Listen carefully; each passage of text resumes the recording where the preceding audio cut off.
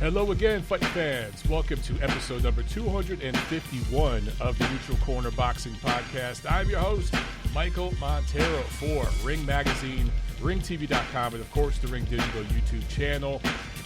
Back after a couple weeks off. It feels like it's been months and months, but it's only been a few weeks. There just hasn't been a whole lot going on in January.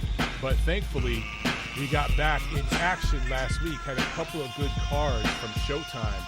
It was actually a really good week with for PBC on Showtime. They had young guys fighting, not the biggest names in the world, but good 50-50 pick-em matchups. And that's what you want to see with young guys. Several fighters put their O's on the line. A couple of impressive victories. So a couple of guys really graduated from that prospect/pretender class to the legitimate contender, if not world champion class. So a great week of fights. We'll talk about that. And we got a bunch of news to catch up on. But first of all, Super Chat from Shafia Ahmed. Thank you so much. Appreciate that. He says that he's hyped up. Yeah, man, I'm hyped up to be back. You know, I was thinking it feels like it's been months since we've been on the air, but it's only been a couple weeks. It just was a really slow, dry January. But we're back in action now. We've got some good stuff coming up. Quick reminder, if you have not picked up the latest issue of Ring Magazine, it is a pretty badass flip cover. Teofimo Lopez on one cover, and then you flip it over, boom, there's Tyson Fury, our co-fighters of the year. Fury and Lopez, pretty badass issue with all of our best of 2020. And there were a few categories that we just could not fit in the actual magazine that we put over on the site, ringtv.com. So make sure you guys check that out. My assignment this year was round of the year, and that ended up going on the site. We just could not fit it in the magazine. So if you haven't checked any of that stuff out, make sure that you do. Okay, let's jump right into news. We got some stuff to catch up on before we get into the review preview.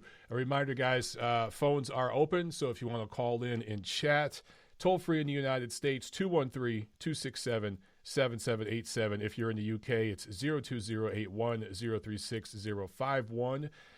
And otherwise, get on the chat here on YouTube. Let me make sure I got this feeding properly here. All right. There we go. Live chat is up on YouTube. So if you have a question or anything you want to get on the top of the list on the live chat there, just drop a Super Chat pledge, and I'll make sure that I get it out there to everybody. All right, so the biggest news and rumors right now is that this Manny Pacquiao, Ryan Garcia thing, right? You guys have seen it. There is a hilarious meme going around, a picture of Mr. Miyagi and Ralph Macchio from The Karate Kid, and it says Manny Pacquiao versus Ryan Garcia. It's hilarious because, you know, well, it's obvious why it's hilarious. Man, some of the memes on Twitter and stuff have just been outstanding. That Bernie Sanders meme, even I had to jump in on that. That was too much damn fun. But so look, a lot of you guys have asked me, is this thing official? Is it bullshit? Is it just a negotiation ploy? What's going on here? I can tell you the latest and greatest. It has been discussed as an exhibition, and that has been shot down by Sean Gibbons. He has said that the details have not been ironed out yet. It's still in talks. Whether it's going to be an exhibition fight or a real fight, what weight class it'll be held at, glove size, all that sort of thing, it's all still being ironed out. So nothing is official right now, but talks are legitimately happening. As far as Ryan Garcia and Gervonta Davis, I don't know if those talks ever took place. Now, which side is to blame for that? I'm not even going to get into that roller coaster. All I'm going to say is there's a track record with Gervonta Davis and his team. I think it's very obvious they have a certain business plan right now, what they want to do. They're going to pick on older guys, smaller guys, move it up in weight, and build a pay-per-view brand. And more power to them if that's their business model. I don't think they're interested in fighting any of the other young guns, whether it's Ryan Garcia, Teofimo Lopez, any of these other guys, Shakur Stevenson, whoever else. They're just not going that route right now with Gervonta Davis. With Ryan Garcia, I think it's pretty obvious that they want to build his brand as well. He was the Luke Campbell fight was very, very successful, but if they were to get a fight with Manny Pacquiao, I tweeted this yesterday, I think it was last night. Man, a fight between Ryan Garcia and Manny Pacquiao, that generates more pay-per-view buys and, quite frankly, more web traffic, more social media traffic, more traffic in the mainstream sports media in general than a fight between Manny Pacquiao and either Errol Spence or Terrence Crawford. That's terrible. I hate that as much as you guys do, but that's the reality of the situation. And for Pacquiao, look, Ryan Garcia is just young enough, just cocky enough, and just flawed enough where the old man might be able to get to him. On the other side, Ryan Garcia is just young enough and explosive enough and confident enough to perhaps get to Manny Pacquiao in that fight. So it would be intriguing. You guys have asked me what I think about it. I don't love the fight. I don't hate it either. Would I rather see Ryan Garcia fight Gervonta Davis or Teofimo Lopez? Of course. Would I rather see Manny Pacquiao fight Errol Spence or Terrence Crawford? Of course. Actually, I don't really care what Manny does at this point. I'd just rather see Spence and Crawford fight each other. But this is the era that we live in, guys. Boxing is so fractured. It's not two sides of the street like it used to be. There's like 10 sides of the street right now. And there's money to be had depending on what you want to do and where you want to go. So there's a million possibilities for Pacquiao. And there's been rumors for years that he was going to fight in Saudi Arabia and all these other countries around the world. And the money always falls through at the last second. You just never know what to expect with Pacquiao. So that's why, I do think that there is a strong possibility he could fight Ryan Garcia. There's also a strong possibility that all this stuff falls through and we end up seeing Pacquiao against somebody at 147 and we see Ryan Garcia against somebody at 135, like Jorge Linares or somebody like that down the road. So, look, we'll keep you posted. Make sure you're checking out Ring's Twitter feed. We're going to give you the latest and greatest. Michael Woods posted a story on ringtv.com last night that broke down the latest and greatest news and rumors as it relates to this situation. We'll give it to you guys straight. Of course, there's some people I saw on Twitter that couldn't help it, saying that, we're going to be biased because Ryan Garcia is a golden boy fighter, blah, blah, blah. Look, that has nothing to do with it. I'm telling you guys the honest reality of this situation. Ryan Garcia and Manny Pacquiao is a big event. Is it the first fight I want? Is it the fifth or sixth fight I want? No. But I get the business economics of it. It is a strong possibility. Nothing's official. We'll leave it at that for now. Okay, so other news. Josh Warrington dumps his IBF title, says he wants to face Shu Khan or Gary Russell Jr. later in the spring. He's going to end up fighting, I think he's got a fight with Lara right now. I can't remember. It's a Mexican fighter, lower tier fighter that was already scheduled. And what they were trying to do was do that fight as a stay busy kind of fight. And then in April, they reached out to both Russell's side and Khan's side and asked the IBF to sanction a unification fight with either of those two guys, and they were negotiating that. They wanted to do either of those fights in April. The IBF refused to sanction a unification fight or just a fight in general between Warrington and Russell or Warrington and Khan. So Warrington, they said he had to rematch Kid Galahad, who he had a very, very close fight with recently, and many people feel that he lost.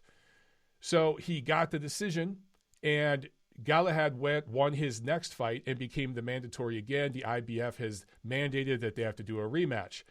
All Warrington said is, I want one of these guys in April, and then we'll do the Galahad fight afterwards. IBF refused. So he dumps the IBF title, and he's going forward with this fight with Lara, and a lot of people are accusing him of ducking Kid Galahad. Now, I'm not going to go that far this quickly, okay? The timing of it looks bad, and the optics of it look really, really bad from Josh Warrington. And I don't blame anybody out there if you say he's avoiding Galahad. I get it, okay? But let's give the guy a little bit of time.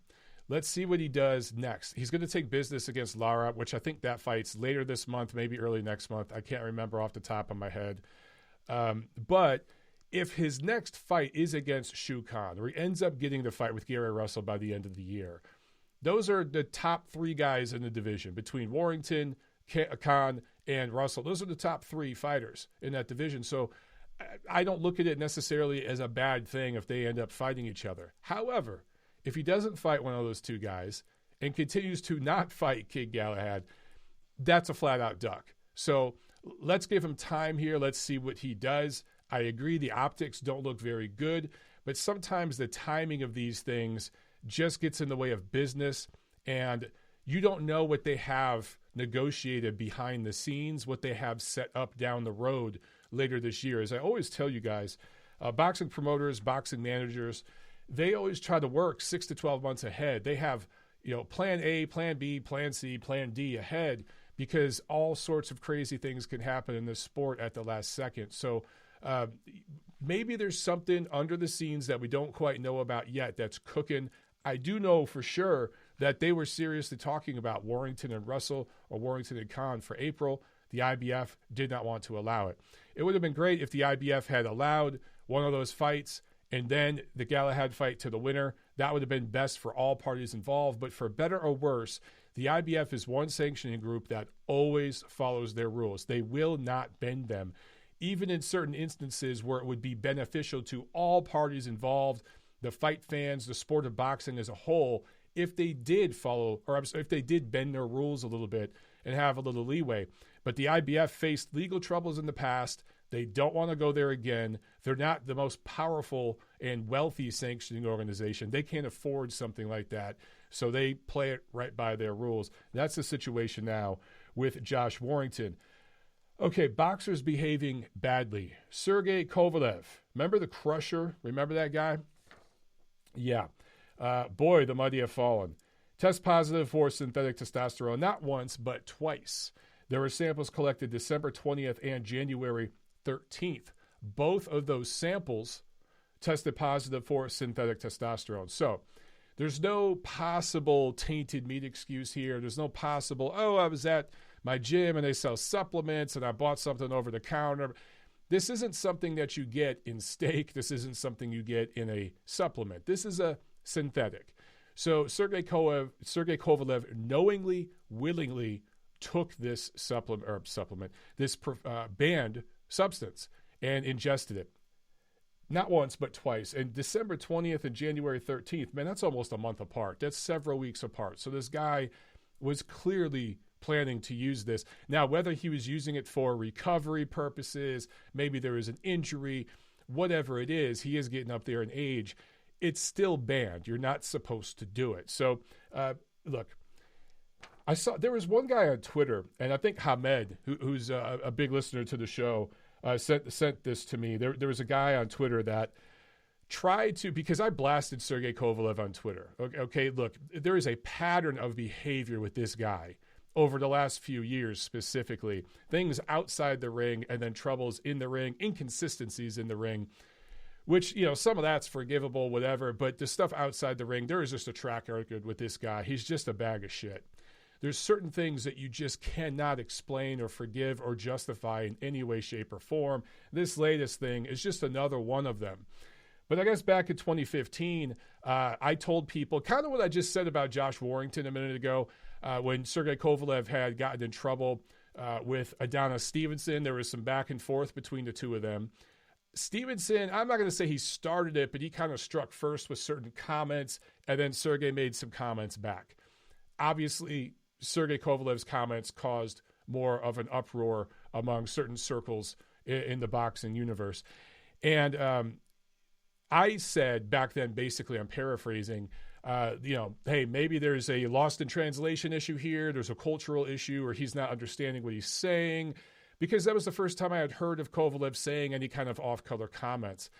I saw somebody on Twitter save screen those two tweets from 2015 and tried to compare them to my tweet from last week, 6 years later. And that's what these guys will do on Twitter, by the way. These guys are absolute degenerates. They're such losers.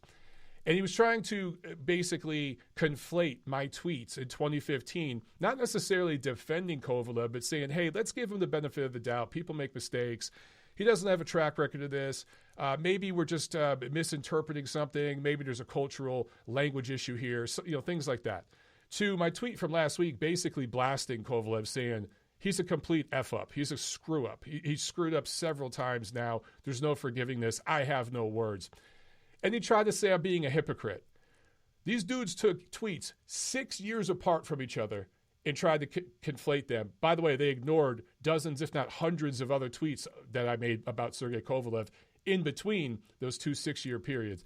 And that's just the way people do. Look, guys, Sergey Kovalev has screwed up enough times outside the ring. He has said things that have deeply offended people. He has had issues with women, abuse, and now it has been performance-enhancing drug issues on top of all the inconsistencies in training, all the bridges he's burned with some of the training habits and all that kind of stuff, and some of the poor performances and knockout losses and everything in the ring.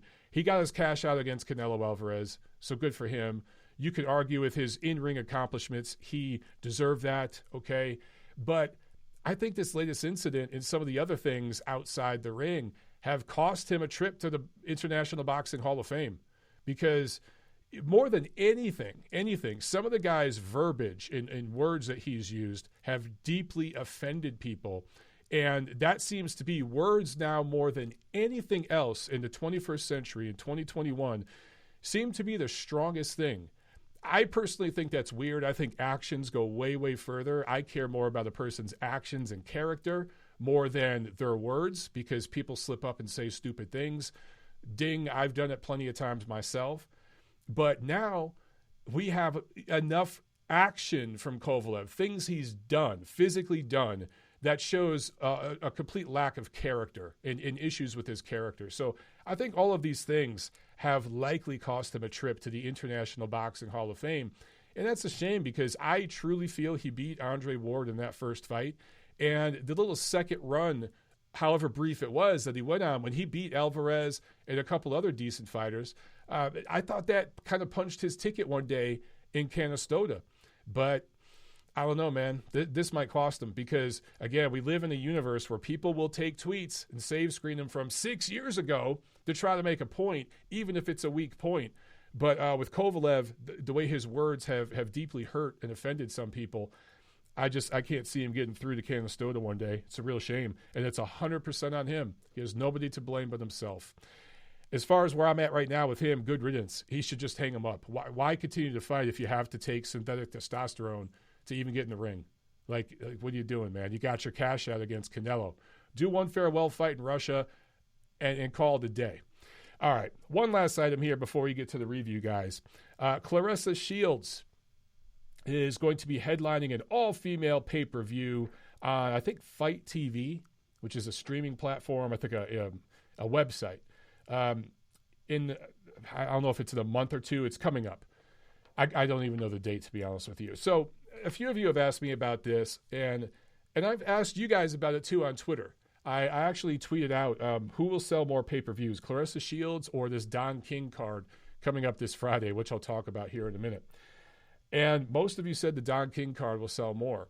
So there are some people out there that just shit on women's boxing, I think, in a nasty way. And there is a bit of sexism to it. There's just, maybe they're trolling. I don't know. I don't like it. But there is some legitimacy to the criticism of women's boxing, saying that the talent pool just isn't there, and the marquee fighters aren't there, and the action, the knockouts and everything aren't there. So, and that's how I stand on women's boxing. When you have good matchups and good fighters fighting, I'm interested. I want to check it out. I watched when Brekus fought McCaskill. Those are two good fighters. I watched when Katie Taylor fought Persoon, the rematch. Two good fighters. I'll be interested. But Claressa Shields says a lot of divisive things on her social media. A lot. Some of it racially divisive, but a lot of it sexually, gender specific. And she thinks in her mind that she is as accomplished as the male fighters. She talks about the 8 world titles she's won, titles in 3 different weight classes, all these different things. Those are all true. Those are facts. But once you kind of look through the fine print a little bit, in between the black and white into that gray area, what you see is that 6 of the 8 world titles she's won were vacant. And all 3 of the divisions that she's competed in, I've talked about this before, I think there's less than 120 fighters in all 3 divisions that are even licensed professional fighters on earth right now. So she's the best out of like 100 fighters. That's good, but it's not great. It's not the same as being the best out of thousands of fighters, which Teofimo Lopez is right now. He is the best out of thousands and thousands of fighters around the world in a division, the lightweight division, that's been around in men's boxing for over a century, that has had hundreds of outstanding fighters in it. I'm talking about Hall of Fame level, elite level type of fighters. Hundreds of them have competed in the 135-pound division. That is a division that Teofimo Lopez currently is the king of. Claressa Shields, she's not on that level. And I just think that there's people talking in her ear, and she doesn't understand the reality of the situation. There's a little bit of delusion there. And I think there's going to be some a little bit of a rude awakening with this pay-per-view card. Now, me saying that, it's not me rooting against it. I'm not rooting against this pay-per-view card. I want all boxing to succeed. I hope this card says 1 million pay-per-views. That'd be awesome for boxing. It proved me wrong, and I'd be a true believer at that point, and I'd just shut up and own that. I'd smash a pie in my face if it sold 1 million pay-per-view buys. I'd do it right here live on the show. But that's not going to happen. So maybe this thing does 50,000 pay-per-view buys, and the majority of people buying it would be doing it for woke political reasons. They'd be doing it to support whatever political thing that they're pushing, whatever agenda, more so than, oh, man, I can't wait to see this fight. I don't even know the girl Claressa's fighting, but she does not belong on a pay-per-view. Neither does Claressa. That's the honest truth. The most accomplished women's fighter in the world right now is Katie Taylor, and she doesn't belong on pay-per-view, not here in the United States anyway. So that's the reality of the situation there, guys. That wraps it up with news and notes. We'll get to the review in just a second, but we got a caller on the line, so we'll jump over to the phones here real quick. 818, you are on TNC. Go. What's up, Mike? What's up? Hey, man. I hope you're well, bro, out where you're at. Yeah, man, just calling in, just talk about a few things. For example, the Showtime this Saturday, the boxers Leo and Fulton. Mm-hmm. What do you think about that, man? I thought that was a great card, man. I thought Leonard Ellaby and Mayweather Promotions and Tom Brown with TGB Promotions, they did a great job with those matchups. They were 50-50 matchups. The first fight was, that was okay, but the co-main and the main event were solid fights, man. And I thought that Aleem and Fulton really, really impressed. I was very impressed with their performance. Yeah, man, I agree. Yeah, actually, all the whole card, the whole fight cards were pretty, they're entertaining. Got to give it up to Mayweather Promotions this time, Yeah.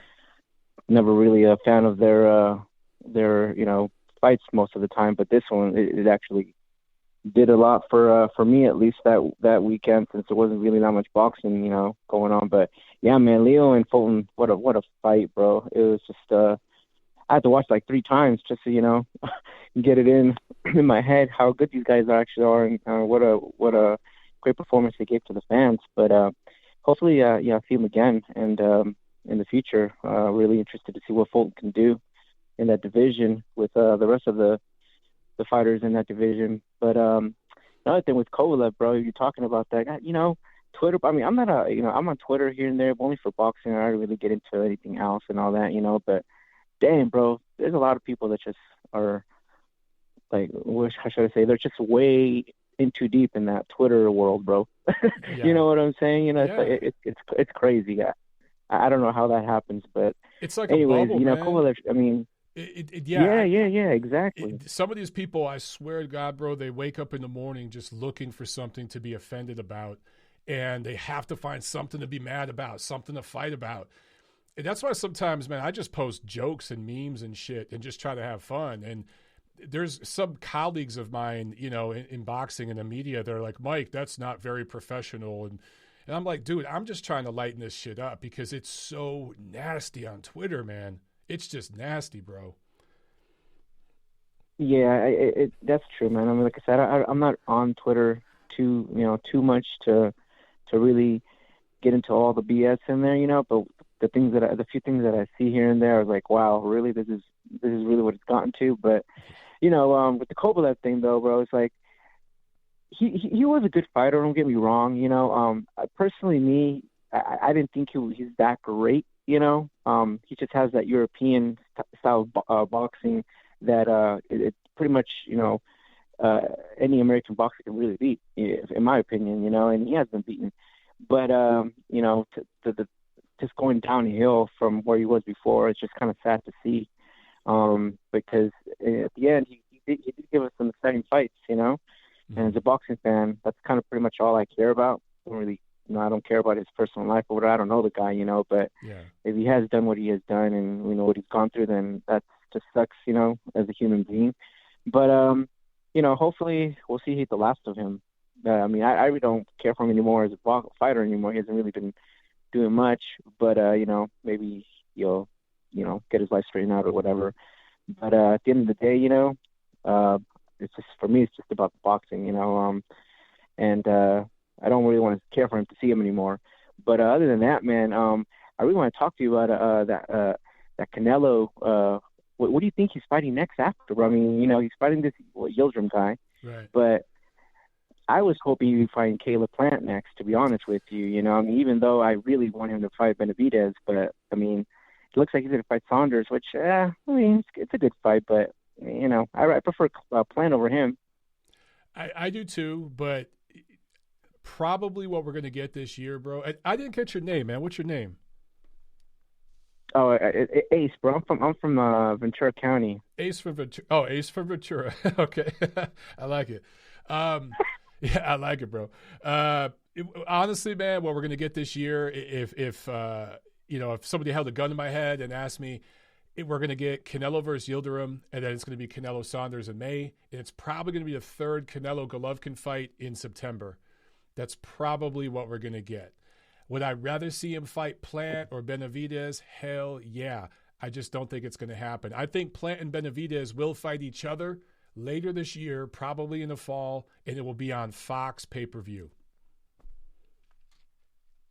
Yeah, man. That's another thing you posted, about the pay-per-views on Twitter. Something about pay-per-views, about not having to buy in and all that. I totally agree, bro. I was one of those, back in the day. I just bought every single pay-per-view. Doesn't matter what it was, every single pay-per-view, But, lately, the past, couple years or so, you know what? I'm more selective now, I'm not buying no more pay-per-views that I don't feel are worthy, I'll overpay for a pay-per-view that's worthy, but I won't pay for a pay-per-view that's not worthy. You know what I'm saying? And that's how it really should be, And hopefully more people like, that are in my position of thinking will lead to better pay-per-view fights from these promoters. Saying, hey, man, we're not selling these pay-per-views. We got to get, better pay-per-views. But yeah, man, I'm just done with buying these non-worthy pay-per-views. But you give me a good main event and a good undercard, I'll pay. I'll overpay for that, But it's just getting and you know what? Hopefully ESPN is going to be putting on better fight cards. I feel like they are getting better fights. Like lately, they've been getting better on regular ESPN. And hopefully that's kind of the trend because I think pay-per-view right now it's not a good idea for these promoters. Yeah, I know a lot of people that say similar things, man. Back in the 90s, the 80s, the 90s, even the early 2000s, there was really only one place to get pay-per-views. It was boxing. Boxing ran pay-per-view. There was WWE and stuff like that, but people know what that is. That's scripted, and if you're into it, cool, you can have fun with wrestling, but like a real sport for pay-per-view, it was boxing. Well, now there's other games in town, man. There's MMA. UFC is huge in the United States. They stack their pay-per-views with fights that their fans love. So boxing is not the only show in town. And when you have, it used to just pretty much be Don King and Bob Arum in the United States. It was HBO and Showtime, and they would battle back and forth. Man, now you got several different platforms and all these different promoters, and they kind of just market to their own little fan base. It's so fragmented and so fractured. I'm with you, man. The pay-per-views are really killing the sport, man. And the entity that's been doing it the most here in America has been PBC. I really hope they stop doing it, but I don't think they will. I think you're going to get 4 or 5 pay-per-views from PBC every year going forward. That's what they're going to do. Look, I love Caleb Plant and David Benavidez. That's a great fight, dude.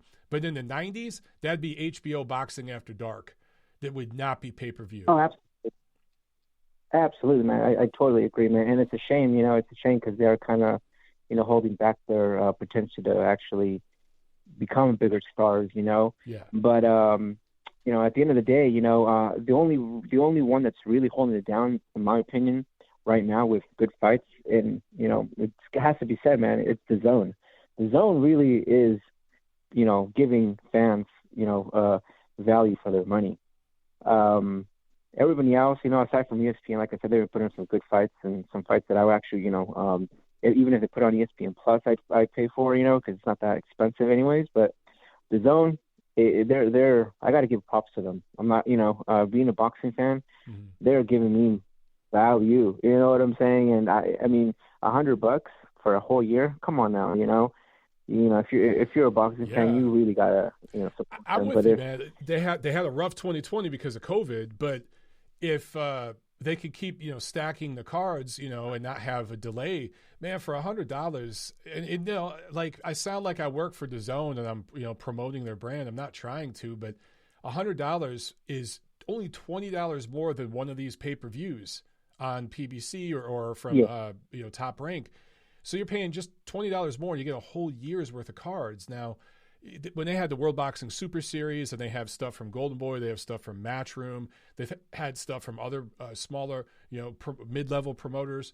Dude, it's been all right. If you're a diehard fight fan, that's $100 well spent. So I hope they have a good 2021. I hope everybody does, man. But Ace, I got to run, bro. We got another call here I want to jump to. But good call, brother. Handle it, bro. Take care. All right, man.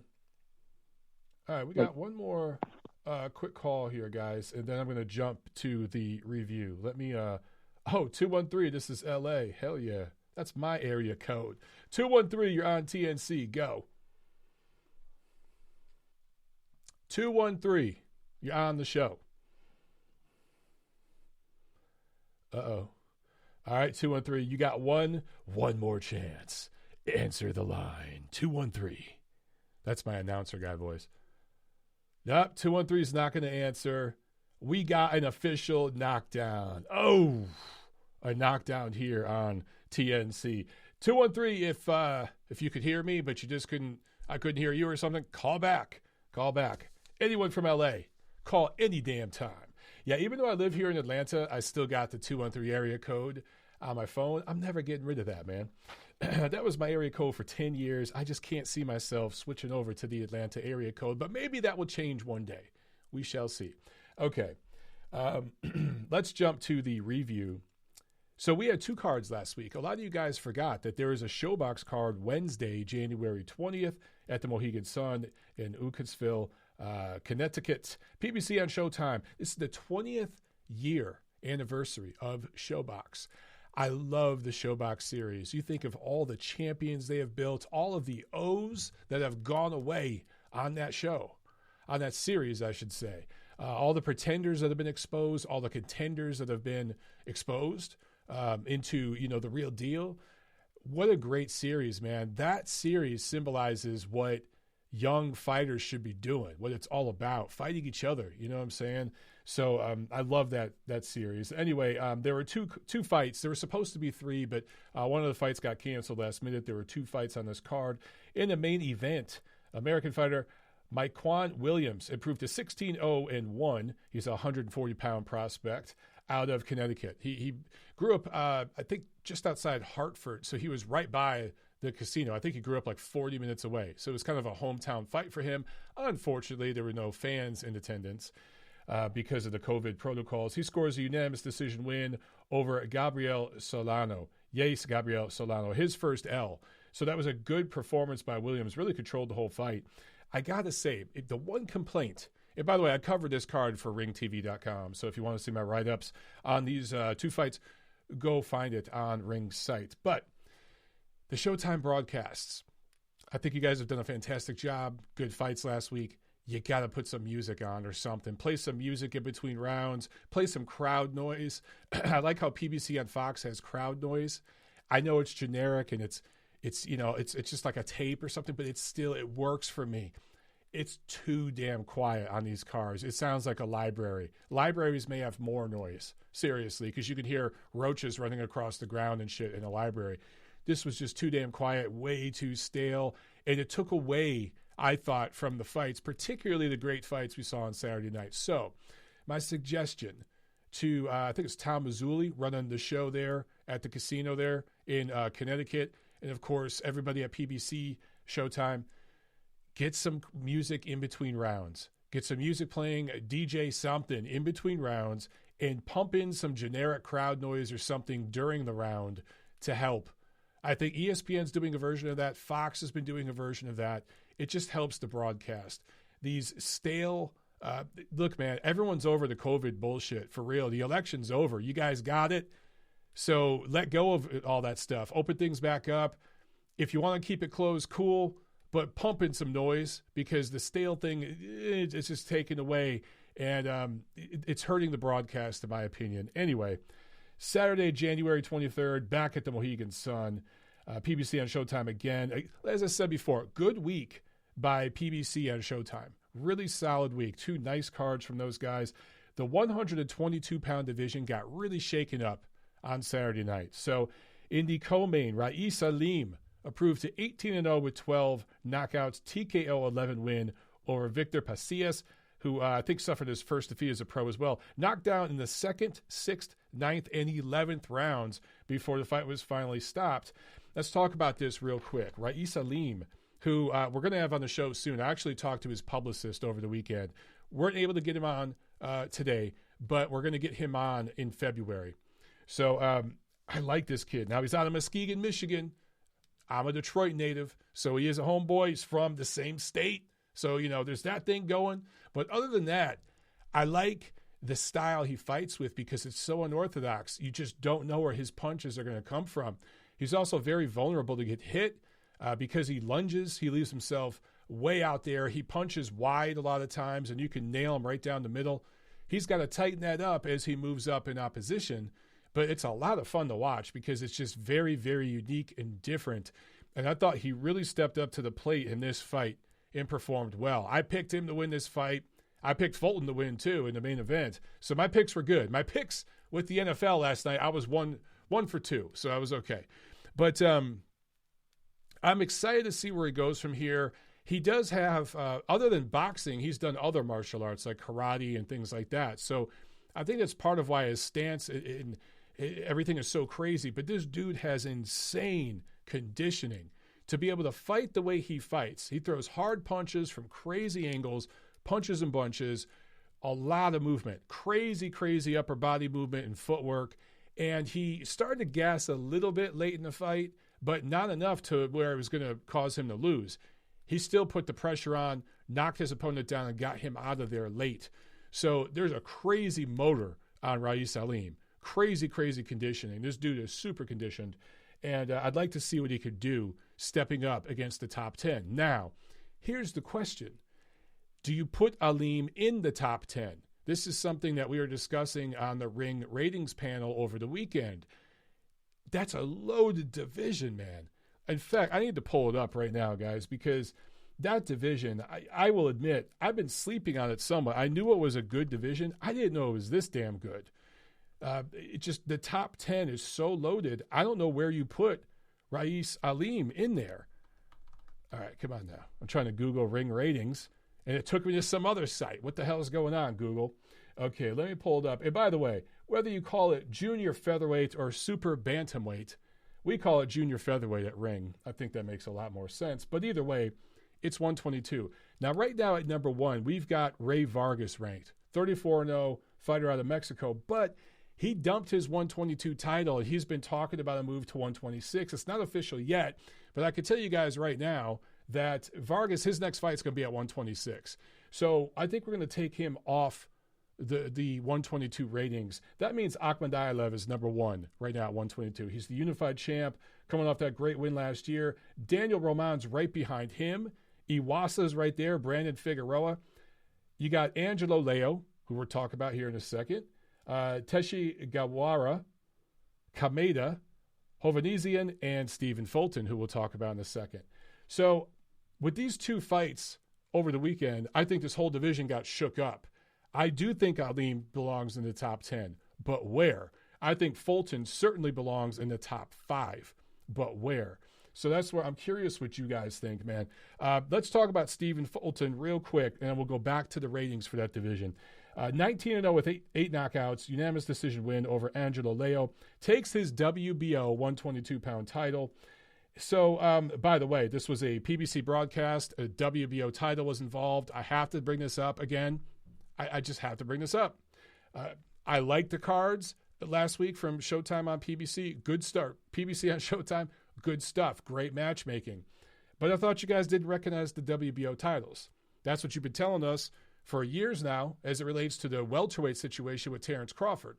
You guys didn't even put the WBO in your graphics. Yet, you just had a card where the main event featured a WBO title on the line. It looks a little bit hypocritical. I'm just going to put that out there, okay? So there's that. But Stephen Fulton performed beautifully in this fight, beating Angelo Leo at his own game. Looked really good on the inside. Of course, looked strong at mid-range and on the outside. Utilized very good movement, but bullied the bully to a certain extent. I thought just showed flashes of real brilliance in this fight. It was a fantastic performance from hang on one second, guys. I just had a call interrupt the show, so I got to pull this back up. There we go. All right. Sorry about that for those of you watching on YouTube, but when someone calls in the middle of the show, it just jacks up the video. But anyway, Stephen Fulton performed brilliantly. This was really a coming out party from him, and he brings a title back to Philadelphia, a city that used to be synonymous with boxing champions, not so much so these days. So he is the latest champion from Philly, a city rich with traditional boxing history, and he adds to that now. Where do you put Stephen Fulton? The only thing I think that holds him back skill-wise is he's not a big puncher. He has 8 knockout wins now in 19 professional fights. He is not an elite-level puncher. That's going to possibly hold him back against the very, very best of the best. But right now, man, I think Akhmadiyev's number 1. I think Roman's number 2. Maybe you put Iwasa at number 3. And then you put Fulton right there at number 4. Or maybe you could have Fulton as high as number 3. But I think number 3 or number 4 in the junior featherweight division is where he belongs. I think he proved that. Outstanding win by Stephen Fulton, and I want to see what he does next in 2021. I hope his team doesn't kind of sleep on this and sit on it and just, enjoy the victory. I hope they get right back to work, man. I hope they come right back in the ring maybe in April or something like that, and he fights at least 3 times this year. That's it for the review, guys. Let's jump to the preview. We're about 43 minutes into the show, and we will wrap it up with the preview. So this Friday, January 29th, I got to talk about this damn card. Hard Rock Hotel, Hollywood, Florida.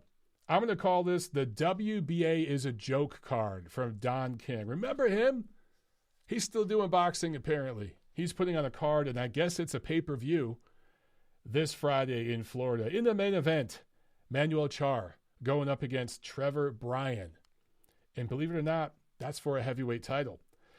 Beibut Shumadev in the co-main going up against Rafael Murphy, and that is for a cruiserweight title. And then Berman Stavern fighting TBA on the undercard. He has had 3 fights in the last 6 years, 1-3 in those fights, by the way. His 1 win against Derek Rossi, although in his losses he was fighting good opposition, so I'll give him that. But holy hell, this is a pay-per-view? Wow. How the mighty have fallen when it comes to Don King. If you buy this and you enjoy it, good for you. It's your money. Spend away. If you're interested in this and you think these are good fights and you want to spend the money, go for it. That's awesome. But I think I have to go on a little rant right now about the WBA, so bear with me. This Friday, assuming it goes through, because Manuel Chara apparently is having travel issues getting out of Germany to the United States, but assuming it goes through, this Friday, Manuel Chara is going to fight Trevor Bryan, for a piece of the WBA heavyweight championship. Now, everybody and their mother that follows boxing, even casual observers of the sport, they know the top two heavyweights in the sport are Tyson Fury and Anthony Joshua. Anthony Joshua holds the WBA Super Championship, and I can't even remember who the hell has the interim belt. But this fight between Char and Bryan is for the WBA regular heavyweight championship. Mind you, Char last fought in November of 2017, so over 3 years ago. He hasn't fought in over 3 years. Bryan last fought in August of 2018.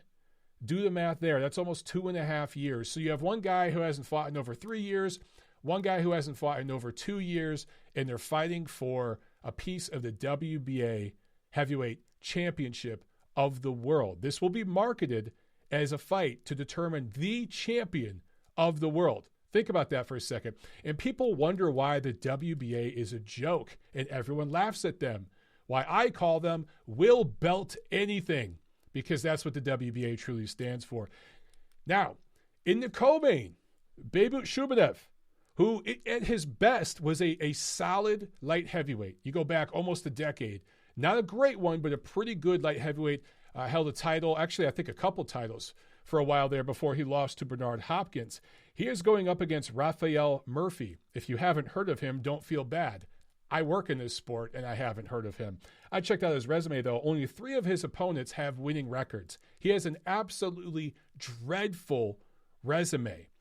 However, and I should mention, Shumanev last fought in July of 2018, 2.5 years ago. However, these two are fighting for the WBA Cruiserweight Championship. Everybody and their mother knows that the legitimate cruiserweight champion of the world is Marius Briedis when he won Season 2 of the World Boxing Super Series Cruiserweight Tournament, and he had a very close fight with Alexander Usyk in the first season, close loss to Usyk, who is no less than the second best cruiserweight of all time. So Briedis is clearly the best cruiserweight in the world, yet the WBA is going to sanction this fight between the guy who hasn't fought in about 2.5 years and another guy who is most of his opponents I would beat, and I'm a weekend warrior chump that just hits the heavy bag and does a little sparring for fun. I'd beat most of the guys he's fought.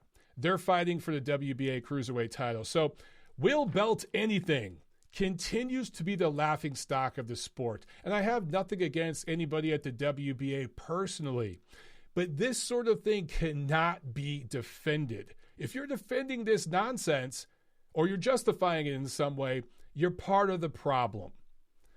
Okay, rant over.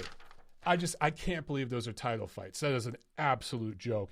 Saturday, January 30th, Shrine Exposition Center in Los Angeles. By the way, I lived in LA for 2 years. What the hell is the Shrine Exposition Center? Did they change the name of some place or something? I don't know. Anyway, PBC on Fox, the Battle of the Calebs. Caleb Plant, 20-0, 12 knockouts, going up against Caleb Truax, 31-4-2, has not had a top win in over 3 years. This is for Plant's IBF Super Middleweight title. So let's talk about Caleb Truax real quick. Quality fighter. At his best was a legitimate top 10 super middleweight, but as I mentioned just a second ago, doesn't have a real top win in the division in over 3 years, and that was against, I think it was a majority decision win over James DeGale. The first time they fought, I want to say it was 2017. Yeah, 2017. And other than that fight, Truax is a guy that loses when he steps up against the top level of opposition. There's nothing wrong with that. He's just not quite at that level. Other than that DeGale win, which was the win of his career, that was the night of his life in boxing. Other than that, he always loses when he steps up, and he's going to lose against Caleb Plant. I think that's a given. Caleb Plant, good story to him, although some of it refuted by his ex-girlfriend as it relates to his daughter. When I did a story on Caleb Plant in Ring Magazine, some of my research led me to some work that another journalist had done, and that prompted me to interview a few people, and they would not talk to me on the record. But some of the things that I was told is that some of the story as it relates to Caleb Plant and his daughter who passed and his ex-girlfriend, some of that's a little made up. They're leaving certain things out and adding other things that didn't necessarily happen. I cannot substantiate any of that. I wasn't there, but that's what I was told by certain people. Anyway, it's a good feel-good story, even if it's been manicured and massaged a little bit. On top of that, he had health issues with his mother, and his mother, of course, died in tragic circumstances. So that's, a feel-good story to see Plant come back from all that tragedy and do well for himself. You want to root for a guy like that. He has a beautiful wife, Jordan Plant. They're kind of the first couple of PBC boxing. Great couple, beautiful couple. You can tell they're very much in love, and you just want to support them, So Caleb Plant's a good story. But Jose Uzcategui, that was about 2 years ago, and he beat him. I believe that was in Los Angeles too. That's about it. This is a sport about what have you done for me lately. The IBF, who gave Josh Warrington shit right at the top of the show, I talked about that, right? Didn't want him to fight Gary Russell Jr. or Shu Khan in April, refused to sanction that fight. Here they've let Caleb Plant fight Mike Lee, Vincent Feigenbutz, and now Truax since beating Uzcategui. That's a pretty weak run of title defenses. It is time to shit or get off the pot for Mr. Caleb Plant. I say that as a guy that, he's a young American undefeated fighter. I want to see him do well, obviously. But after this fight, which he should win big, if this thing goes past 5 or 6 rounds, I'm not going to say it's a loss for Plant, because obviously it's not, but it's kind of a moral victory for Truax. He's supposed to get blown out in this fight. So if he can go into the middle rounds or even last the distance, it's a moral victory for Truax. Plant's got to take care of business and win big and impress. During the NFL games yesterday on Fox, there was, I think it was the NFC game between Tampa Bay and Green Bay. They did a quick commercial, maybe it might have been like 2 or 3 of them, for the Plant fight. They promoted him. And they said, and they were reading a script because Joe Buck has no idea who the hell Caleb Plant is, but he said, one of the brightest young stars, a future star in the sport of boxing. They put it right out there on a silver platter for him. He's got to take that and run with it and perform big this Saturday. But then after that, it's got to be David Benavidez next. And it better not be at the end of the year, in October or November. It needs to be in April, May, or June. That's when that fight needs to happen. I know it's going to pay-per-view. That fight will be Fox pay-per-view. That's just the way of the world now in 2021. If that's what it takes to get it done, cool. But those two guys got to fight each other because they haven't done much. They just haven't. And you got to prove yourself. You got to step up and fight the best. The winner of that fight between Plant and Benavidez would be the logical best choice for Canelo Alvarez to fight next. And that's how you up your paper, your dollars. You fight the best. If whoever wins, whether it's Plant or Benavidez, if those two fight each other, they can say, hey, I beat this guy. I beat this guy. I have a better win at 168 than Canelo Alvarez does. You need to pay me a little bit more if you want me to go fight Canelo, the man, where he's going to control the situation. You got to give me a little more money because he beat Callum Smith. I beat David Benavidez. I beat Caleb Plant.